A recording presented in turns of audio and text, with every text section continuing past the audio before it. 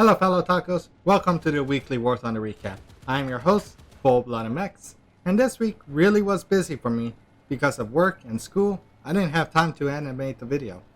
So enough about me, let's get into the news. On February 2nd, 2022, Gaijin is hosting an event for the end of the Battle of Stalingrad, where players can take their historically accurate vehicles for the USSR and Germany, in a chance to earn RP and Silver Line boosters, a random camo, and 1 day of premium. Another It's Fixed was released, making this number 39 in the series. Gaijin added quality of life changes, and you may have noticed that Gaijin is now hosting more and more of these historical events, so they added an asterisk badge on the vehicles that are applicable for the ongoing event. They also fixed the operation of the ballistic marker, whatever that means, and they fixed the firing sounds for air events. The full changelog goes into further detail about all the fixes they've done in ground, air, and naval battles.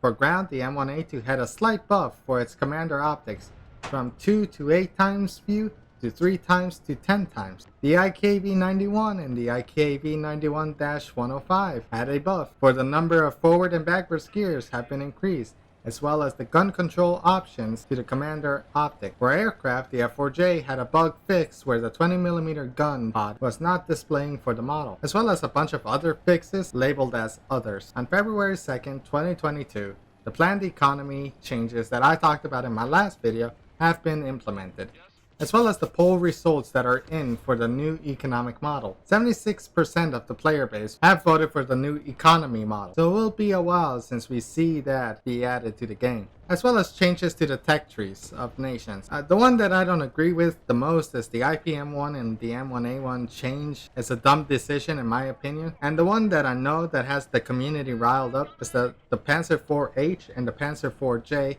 have been moved down to rank 2. Well, that does it for this week. Remember to subscribe and help out the channel, and I'll see you next week. Adios!